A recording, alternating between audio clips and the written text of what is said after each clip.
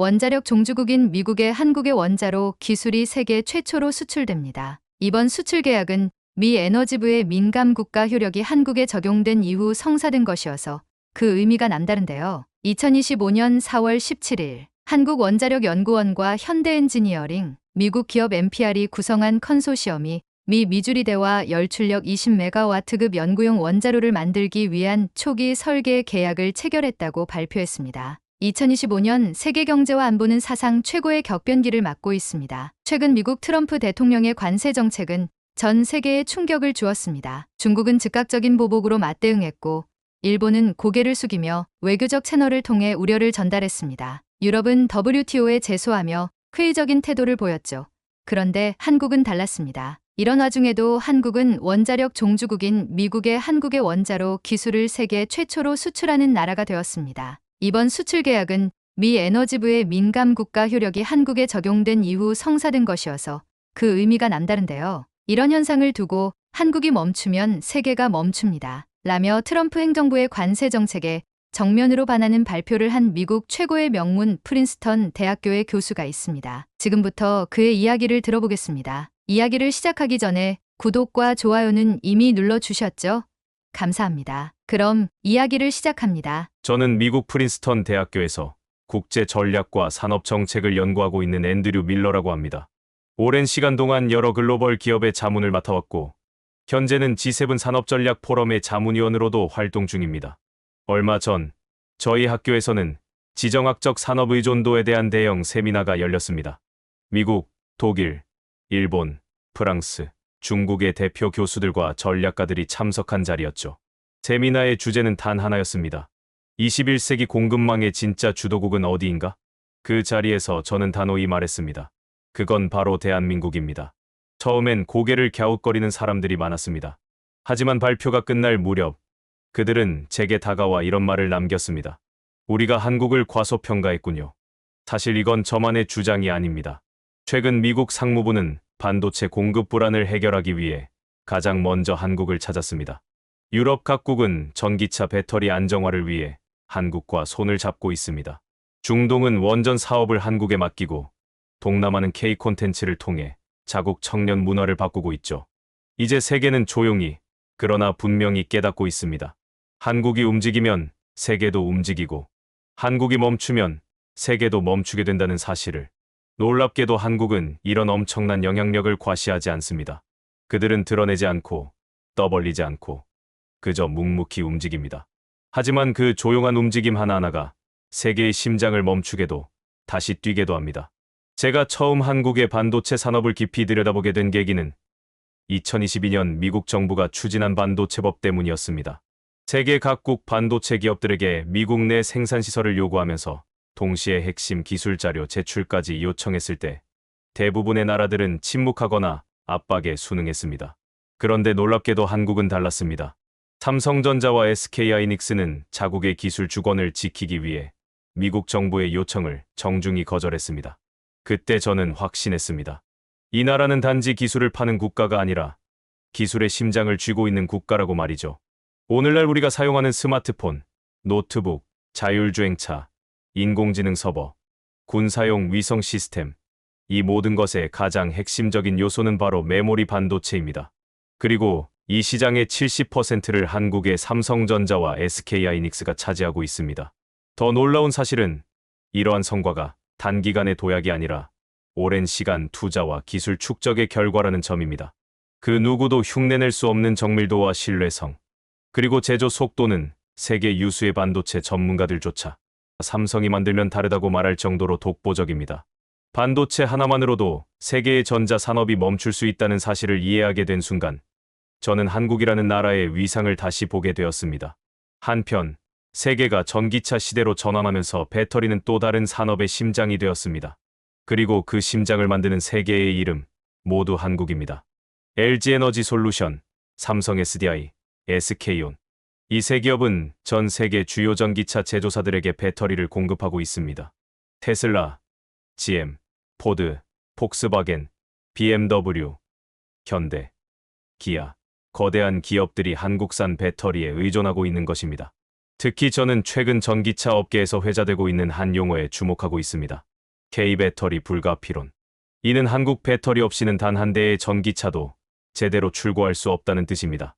가격만을 기준으로 한다면 중국의 배터리 기업도 선택지가 될 수 있겠지만 성능과 안전, 내구성, 그리고 전고체 배터리 같은 차세대 기술력에서는 한국이 압도적 우위를 점하고 있습니다. 실제로 독일, 프랑스, 미국의 전기차 제조사들이 한국 기업과 줄줄이 장기 계약을 맺고 있으며 이는 단지 산업적 협력을 넘어서 한국 기술에 대한 전략적 신뢰를 의미합니다. 한편에서는 한국의 전고체 배터리 개발 속도에 세계가 긴장하고 있다는 보고서도 나왔습니다.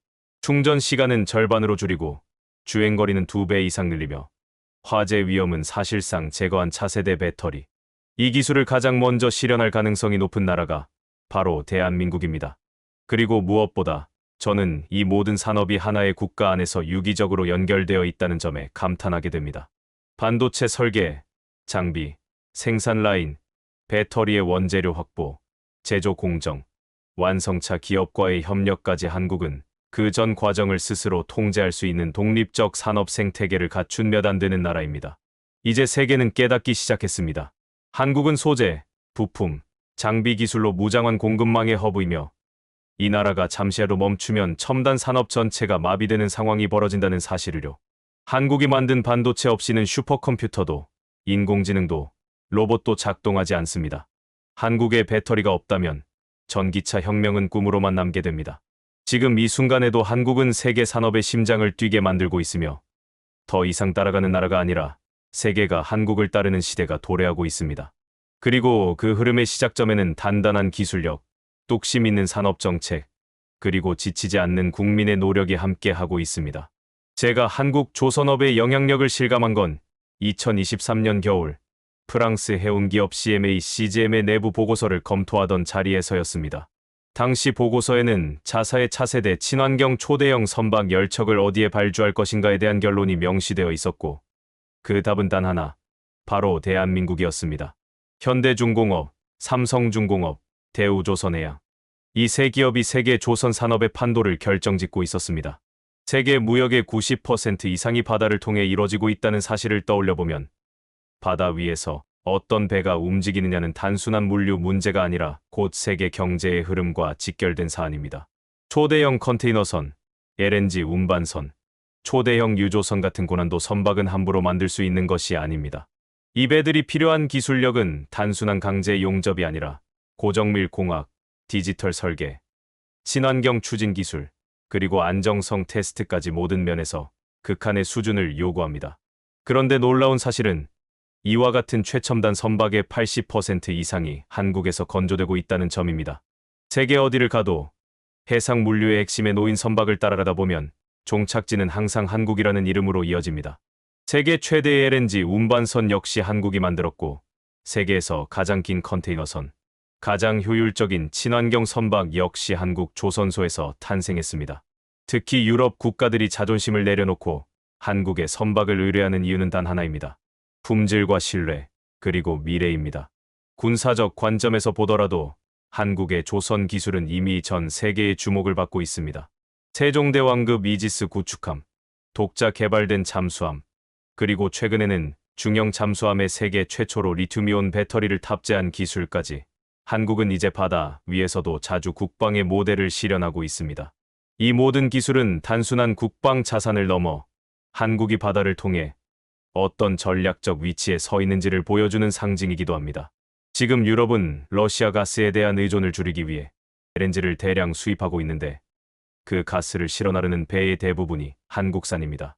중동과 아프리카에서 유럽으로, 동남아에서 북미로 전 세계를 가로지르는 거대한 물류의 대동맥은 대부분 한국 조선소에서 출발한 선박들로 이루어져 있고 그 물류의 흐름이 곧 각국의 생명줄과도 같은 공급망을 유지하게 만들어줍니다. 또한 한국은 배를 만드는 데 그치지 않고 그 배가 드나드는 항만 인프라까지 스스로 구축하고 있다는 점에서 더욱 특별합니다. 부산항은 세계 5위권 항만으로 평가받으며 동부가 물류의 허브 역할을 하고 있고 해운과 항만, 조선과 운송이 하나의 생태계로 엮여 있는 구조는 세계 어느 나라도 쉽게 따라올 수 없는 경쟁력입니다. 다시 말해, 한국은 바다에서 배를 만들고 그 배가 닿을 길을 열고 그 길로 세계를 연결하고 있는 나라입니다. 조선은 단순한 산업이 아니라 바다를 움직이는 국가의 전략이며 한국은 지금 이 시대 바다의 주인으로 당당히 올라서고 있습니다. 제가 자주 사용하는 표현이 하나 있습니다. 공중에는 위성 강국이 있고 지상에는 반도체 강국이 있으며 바다에는 조선 강국이 있습니다. 그리고 그 바다의 제국 중심에는 대한민국이 우뚝 서 있습니다. 제가 처음 한국의 방위산업에 관심을 갖게 된 건 폴란드 국방부 관계자와의 비공식 만남 자리에서였습니다. 그는 저에게 이렇게 말했습니다. 한국이 없었다면 우리 군 현대화 계획은 10년은 늦춰졌을 거라고요. 그때 저는 놀라지 않을 수 없었습니다. 단기간에 1000대에 가까운 전차와 자주포, 경공격기까지 계약을 체결했다는 사실도 놀라웠지만 그것이 단지 수량의 문제가 아니라 품질과 신뢰, 기술의 완성도까지 포함한 평가라는 점에서 더욱 인상 깊었습니다. 과거 한국은 분명 무기를 수입하던 나라였습니다. 냉전 시기에는 미국의 무기 원조에 의존했고 자주국방이라는 말은 그저 구호에 가까웠습니다. 그러나 이제 한국은 완전히 달라졌습니다. K2 흑표 전차는 현재 유럽 시장에서 독일의 레오파르트와 어깨를 나란히 하며 높은 평가를 받고 있고 K9 자주포는 이미 핀란드, 노르웨이, 인도, 호주, 터키 등 다양한 국가에서 운용되고 있습니다. 이 무기들은 단순한 판매 제품이 아니라 전장에서 검증된 성능과 전후 정비 시스템까지 갖춘 통합 방산 솔루션으로 인정받고 있습니다. 그리고 이 흐름의 결정판이 바로 KF-21 보람의 전투기입니다. 4.5세대 국산 전투기를 독자 개발했다는 사실 자체가 전 세계 방산업계에 큰 충격을 안겼으며 인도네시아와의 공동 개발을 시작으로 동남아시아와 중동의 수많은 국가들이 관심을 보이고 있습니다. 특히 이 전투기는 항공전자 장비와 레이더 시스템까지 자체 기술로 구현되고 있다는 점에서 한국이 더 이상 외산 기술에 기대는 나라가 아니라는 것을 분명히 보여줍니다. 잠수함 분야에서도 한국은 세계 최초로 리튬이온 배터리를 탑재한 중형 잠수함을 개발했고 SLBM, 즉 잠수함 발사 탄도 미사일까지 장착할 수 있는 능력을 확보하며 사실상 전략무기 독립을 실현하고 있습니다. 그뿐만이 아닙니다. 최근 한국은 레이저 무기 개발에도 성공적인 진전을 보이고 있으며 이 기술은 향후 무인기 요격과 근접 방어에 있어 혁신적 전환점을 가져올 것으로 평가됩니다. 이러한 기술력은 단순한 국방력의 성장만을 의미하지 않습니다. 이는 곧 국가의 기술 역량이 군사 전략에까지 확장될 수 있다는 증거이며 방산 산업이 단지 무기를 만드는 공장이 아니라 국가 첨단 기술의 결정체라는 사실을 보여주는 상징이기도 합니다. 더 놀라운 점은 이 모든 것이 단기간에 이루어졌다는 것입니다. 불과 20년 전만 해도 한국은 대부분의 무기를 수입에 의존하던 나라였습니다. 그런데 지금은 세계 6위권 방산 수출국에 올라 있으며 향후 5년 내에 5위권 진입도 가능하다는 평가를 받고 있습니다. 이런 변화를 가능하게 한 것은 기술력이기도 하지만 그보다 더 근본적인 것은 국민들의 집요한 노력과 스스로를 지키겠다는 집단적 의지였다고 생각합니다. 무기의 성능은 냉정합니다. 실전에서 증명되지 않으면 누구도 인정하지 않습니다. 하지만 한국 무기는 실전 배치, 실전 운용, 실전 계약으로 이미 세계의 신뢰를 얻었습니다. 이제는 가격이 싸서 찾는 나라가 아니라 믿을 수 있어서 찾는 나라로 자리 잡은 것입니다. 저는 이를 두고 무기로 전환된 기술국가라고 부릅니다. 한국은 민간 기술력을 기반으로 방산 기술을 끌어올렸고 반도체, 배터리, 소재 기술이 군사 시스템에까지 적용되는 구조를 만들어냈습니다. 이 점에서 한국은 독보적입니다. 대부분의 국가는 민간과 군수 분야가 따로 움직이지만 한국은 이 두 영역을 유기적으로 연결시키는 데 성공했습니다. 그래서 지금 세계는 한국이 어떤 무기를 개발하고 어떤 기준을 세우느냐에 따라 방산의 흐름이 바뀌고 있다는 사실을 주목하고 있습니다. 제가 처음 한국의 문화적 영향력을 실감하게 된 건 유럽 출장 중 파리의 한 서점에서였습니다. 한창 점심시간이 지난 시각, 매장을 가득 메운 사람들 대부분이 손에 쥐고 있던 책은 다름 아닌 한국 웹툰을 번역한 그래픽 노블이었습니다. 한쪽에서는 한국어 회화책을 고르는 프랑스 대학생들의 대화가 들렸고 다른 쪽에서는 K-팝 앨범을 들고 결제하려는 젊은이들이 줄을 서 있었습니다. 그때 저는 비로소 알게 되었습니다. 문화라는 것은 국경을 넘을 때, 언어를 초월할 때 비로소 진짜 힘이 된다는 것을요. 과거의 문화는 군대나 돈의 힘으로 확산되었지만 지금 한국이 보여주는 문화의 영향력은 감정으로 세계를 연결하는 힘입니다. BTS의 노래가 전 세계 청소년의 마음을 어루만지고 블랙핑크의 무대가 유럽과 미국의 음악계를 흔들며 한국 드라마는 넷플릭스에서 전 세계 시청률 1위를 차지하고 있습니다. 심지어 브라질 상파울루에서는 한류 드라마를 보기 위해 수만 명이 광장에 모여 눈물을 흘리고, 인도네시아에서는 폭삭 속았수다 마지막 회가 상영되자 공연장이 박수로 가득 찼습니다. 이것이 바로 한국 문화가 지닌 힘입니다. 감정을 통해 사람들의 마음을 움직이고 공감이라는 언어로 마음의 국경을 허무는 힘. 이 모든 현상은 우연이 아니라 오랜 시간 축적된 창의성과 진정성, 그리고 한국인 특유의 섬세함이 만들어낸 결과입니다. 더욱 주목할 점은 한국 문화 콘텐츠가 단지 인기를 얻는 것을 넘어서 경제적 산업으로 진화하고 있다는 사실입니다. 한국의 문화 콘텐츠 수출액은 매년 2자릿수 이상 성장하고 있으며, 이는 전통적인 제조 산업 이상으로 국가 경제의 큰 비중을 차지하고 있습니다. 하지만 그보다 더 중요한 것은 이 문화가 단지 상품으로 끝나는 것이 아니라 사람들의 태도와 생각, 정서와 가치관까지 바꾸고 있다는 점입니다. 프랑스, 독일, 이탈리아에서는 중고등학교 정규 교육 과정에 한국어가 포함되었고, 대학에서는 한국어와 한국학 강좌가 급증하고 있으며, 세계 각지에서 K-팝 댄스를 배우기 위한 학원과 커뮤니티가 생겨나고 있습니다. 이는 단지 외국인이 한국을 좋아한다는 수준의 이야기가 아니라 한국의 감정과 가치가 세계 시민의 삶 속에 스며들고 있다는 의미입니다. 더 놀라운 사실은 이러한 문화의 확장이 한국의 다른 산업에도 영향을 준다는 점입니다. 한국 드라마에 등장한 화장품이 바로 글로벌 뷰티 산업의 트렌드를 주도하고, K-팝이 열리는 도시의 항공, 관광, 음식, 교육 산업이 함께 성장하며 외국 기업들이 한국 문화에 대한 이미지 때문에 한국 기업과의 협력을 선호하게 되었습니다. 이것이 바로 문화가 단지 감성의 영역에 머무르지 않고 전략과 외교, 경제와 산업까지 움직이게 만드는 진짜 힘, 즉 소프트 파워입니다. 문화가 총보다 강하다는 말, 이제는 추상적인 문장이 아닙니다. 한국은 지금 총을 들지 않고 세계의 마음을 열고 있습니다. 누구도 강요하지 않았고 누구도 따라오라고 하지 않았지만 세계는 자발적으로 한국을 향해 다가오고 있습니다. 그리고 이 조용하고 아름다운 영향력은 지금도 지구 곳곳에서 사람들을 움직이고 있습니다. 2016년 한국은 자국의 안보를 위해 고고도 미사일 방어 체계, 즉 사드를 도입했고, 이에 대해 중국은 격렬한 경제 보복으로 대응했습니다. 롯데마트가 폐점되고 한국행 단체 관광이 중단되며 한국 기업들은 막대한 피해를 입었습니다. 그러나 한국은 굴복하지 않았습니다. 사드를 철수하지 않았고, 오히려 이 시기를 계기로 중국 시장 의존도를 줄이기 위한 구조 개편을 단행했습니다. 결과적으로 한국 기업들은 더 넓은 시장으로 눈을 돌리게 되었고, 자립의 기반을 강화하게 된 계기가 되었습니다. 또 한 가지 기억에 남는 사건은 일본과의 무역 갈등이었습니다. 2019년, 일본이 반도체와 디스플레이의 필수적인 핵심 소재에 대한 수출을 규제했을 때 많은 이들이 한국의 첨단 산업이 무너질 것이라고 예상했습니다. 하지만 한국은 그 위기를 오히려 기회로 바꾸었습니다. 불과 2년도 되지 않아 소재의 국산화가 급속히 이뤄졌고, 일본 기업들이 장악하던 시장은 점차 한국 기업들로 대체되기 시작했습니다. 결국 규제를 단행한 쪽이 오히려 타격을 입게 되었고, 한국은 기술 자립을 통한 산업 독립이라는 중요한 성과를 거두었습니다. 또 하나 인상적인 장면은 러시아가 우크라이나를 침공했을 때 한국이 보여준 외교적 결단이었습니다. 많은 아시아 국가들이 중립을 표방하거나 공개적인 입장을 피한 상황에서 한국은 국제사회와 보조를 맞추어 러시아 제재에 동참했습니다. 에너지와 자원에서 러시아와 상당한 협력 관계를 맺고 있던 한국으로서는 결코 쉬운 선택이 아니었지만 원칙 있는 외교를 택했던 것입니다.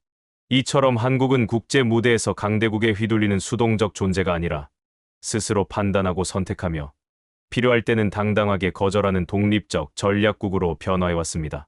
이러한 변화의 근저에는 국민 전체에 뿌리내린 자존감과 역사의식이 있습니다. 수천 년 동안 중국, 일본, 러시아 같은 거대한 세력에 둘러싸여 생존해온 역사 속에서 한국은 끊임없이 외압을 견뎌내며 고유한 정체성을 지켜왔습니다. 그래서 지금의 한국은 크기나 군사력만으로 측정할 수 없는 고유의 생존 전략을 체득한 나라입니다. 최근 G7 확대 회의에서도 한국은 단순한 손님이 아니라 새로운 글로벌 거버넌스의 핵심 참여자로 초대되었고, 각국은 한국의 입장을 주의 깊게 경청하고 있습니다. 한국이 어떤 결정을 내리느냐에 따라 글로벌 공급망이 달라지고 외교적 균형이 조정되며 기술 패권 경쟁의 향방이 뒤바뀌는 현실 속에서 이제는 누구도 한국을 가벼이 대하지 않습니다. 저는 이것이야말로 진정한 전략국의 자격이라고 생각합니다.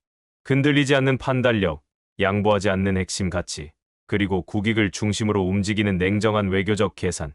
지금의 대한민국은 그 모든 요소를 갖춘 당당한 세계 질서의 중심국가로 떠오르고 있습니다. 제가 이 모든 이야기를 전하고 있는 이유는 하나입니다. 한국이 이룬 성과가 단지 산업의 승리, 기술의 진보, 혹은 문화의 흥행으로 끝나는 것이 아니라 이제는 세계 질서를 바꾸는 근본적인 동력으로 작용하고 있기 때문입니다. 산업의 심장이라 불리는 반도체는 한국 없이는 뛰지 못하고 전기차 배터리 시장은 한국이 방향을 잡아주지 않으면 전진할 수 없으며 세계 무역을 실어나르는 선박 대부분이 한국에서 태어나고 있습니다. 자주국방을 넘어서 무기를 수출하는 나라로 변모한 한국은 이제 아시아의 한 모서리에 있는 작은 나라가 아니라 세계 안보와 균형을 논할 때 반드시 고려해야 하는 전략적 중심국으로 떠올랐습니다. 한국의 문화는 국경을 넘어 감정을 전염시키고 언어를 초월해 정서를 공유하게 만들며 이 모든 소프트 파워는 이제 국제 협상과 국가 이미지의 핵심 자산으로 작동하고 있습니다. 그리고 그 모든 기반 위에 세계의 강대국조차 예의주시하며 신중하게 접근하는 독립된 전략 국가로서의 대한민국이 존재합니다. 수십 년 전만 해도 한국은 세계를 따라가던 나라였습니다. 그러나 이제는 세계가 한국을 따라갑니다. 어느 기술을 채택할지, 어느 문화를 수용할지, 어떤 외교 노선을 선택할지조차 한국의 결정이 기준이 되는 시대가 온 것입니다. 저는 이 모든 흐름을 보며 단호하게 말할 수 있습니다. 한국은 더 이상 선택받는 나라가 아닙니다. 선택하는 나라입니다. 그리고 무엇보다 감동적인 사실은 이 모든 변화가 국민의 손으로, 국민의 의지로 만들어졌다는 점입니다. 한국이 멈추면 세계도 멈춘다. 처음엔 조심스럽게 내세운 가설이었지만 이제는 명백한 현실이 되었고 앞으로도 오랫동안 그 진실은 계속해서 증명될 것입니다. 여러분, 오늘 우리가 이야기한 한국은 아직도 진화하고 있습니다. 기술은 더 정밀해지고 문화는 더 넓게 퍼지고 국가는 더 당당해지고 있습니다. 앞으로의 세계는 더 복잡해질 것이고 예측할 수 없는 혼란과 충돌도 많아질 것입니다. 그러나 그 안에서 한국은 흔들림 없는 나침반처럼 조용하지만 분명한 존재감으로 세계의 중심을 잡아줄 것입니다. 조용히 움직이지만 누구보다 멀리 나아가는 나라, 대한민국. 그리고 그 자부심은 지금 이 순간 이 영상을 보고 계신 여러분 모두의 몫입니다. 오늘도 이야기가 유익하셨다면 구독과 좋아요로 응원해주세요. 끝까지 시청해주셔서 정말 감사합니다.